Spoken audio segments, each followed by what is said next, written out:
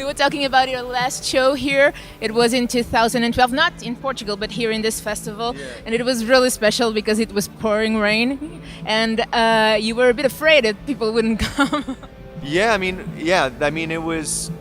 I haven't seen weather like that at a festival in a while, and that was, it was just brutal how much rain was coming down. So we weren't sure if people were still going to be here or if people were all going to go home because of the rain, and everybody was just packed out under that tent, and it ended up being like a really special show for us. Yeah, I think there were a lot of people trying to escape the rain, so the fact that we were playing in the tent worked really well for us. Yeah. Because I'm sure there were lots of people there that weren't actually necessarily there to see Japandroids, but it was dry. So You're wrong, because that day that was the only stage opened. So people were here for you. we didn't know there that. you go. You played last night in Porto, right? Yeah. And I've heard it was crazy. Yeah, it was really. It was really fun. We just got to Portugal 2 days ago. This is the start of another tour. So yeah, we set up that show like very last minute, just as like a warm up, first show of the tour kind of thing before we play the big stage here, and it was really fun. It's a tiny little club, Back to the basics. Yeah, exactly. Yeah, it felt like playing like a sweaty punk club again, like back in the good old days. So yeah, it was really fun. Yeah. Do you kind of miss those days a little bit when you kind of put up your own shows and you did the gigs on the small places and you get more in touch with the people? I think that's the thing you miss the most, is that as great as it is to play this big show tonight, and I know there'll be a lot of energy in the crowd and everything's just really big, and it's really fun to do that.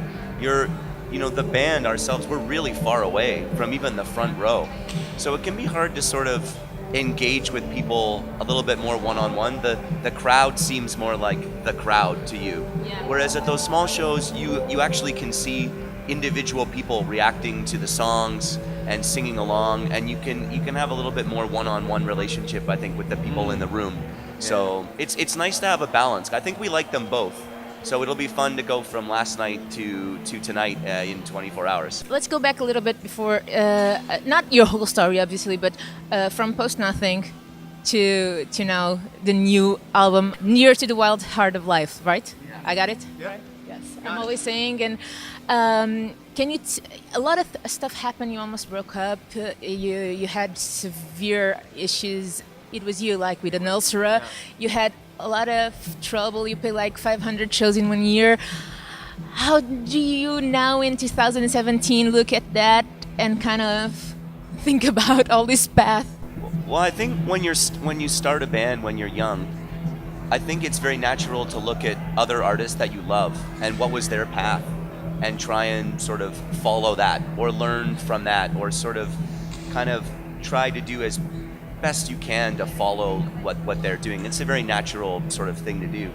But after you've been together for a while and these very unique kind of crazy things start happening to you, you realize, I think, that no matter how much you try, every artist, every band sort of has their own unique path, and when you really examine them, no two sort of paths are alike. And I guess over the last 10 years we've had a pretty wild ride, a lot of ups and downs, a lot of highs and lows, and I guess everything in between. And when you look back, you realize that it's just like, that's kind of our strangely unique path that is like no other band. And it's just kind of part of the story. It's not something you can plan. I try not to think too much about it, because there's we have a lot to look forward to, and you try and focus a lot on those kind of things. It can be dangerous sometimes to look back too much, but yeah, it's been a wild ride. And how do you see the scene back in those days in Vancouver and now? Kind of like you were a bit disappointed at the first, right? Yeah, I think there was. It's funny looking back now, because it seemed like we were this band that was struggling in Vancouver for a really long time, at that moment. And now when I look back, it doesn't seem like it was that long before all these things started happening. Your perspective just naturally will change. The more time you've been around, I guess. So yeah, it's funny to look back on those days and being frustrated about not getting this show or that show, or not feeling like things were happening, and you realize that like that period of time was like 1 or 2 years out of like the 10 years or 11 years now that we've been a band, you know? So I think often when you're in kind of the moment and you're just living your life, you know, the years can like keep rolling forward and you can do all these things, and then it takes these moments every once in a while to look back and then realize how far you've come, you know, since, you know, yeah, when Post Nothing came out in 2009, we were basically a local band in Vancouver that nobody had heard of outside of Vancouver, and now we're playing, you know, this festival in Portugal for the second time, and, you know, we just played Primavera in Portugal, in you know, June. in June, like, and we're going all over the world playing concerts for people. I mean, it's crazy, you know. I think the shows that happened in January of this year seem like a really long time Yeah, ago. they do, yeah, that's true. So like Yeah, you're talking Post Nothing. I'm like, man, January was so long ago. Yeah. Because it was for me it was very special, because it kind of made me remember all my teenage years because of all your lyrics, obviously, and it was a very big album for me because I wasn't expecting like a rock band that was kind of reminiscent of the 90s would have such a big influence and would like burst into the scene in the way that you did, and I was very happy for it because it was the kind of music that I really wanted to hear, and I didn't even know that I wanted, you know what I mean? And then you appear, and I'm like, what? This is my teenage years. I really like this. I can go back. And on this new album, the track that gives the name of the new album, you start with a very powerful line. Well, like the future is under fire, right? It's the beginning of the song, isn't it? The future is under fire, and it really is. How do you think? Did you think that this would be so contemporary, this sentence, when you wrote the song? Because the song, it's not really about kind of like political scene or something like that, but it kind of fits. And it was written before, I think I know what you're referring to. And it was written before that. I almost don't know what I'm referring to right now because everything's on fire. Yeah.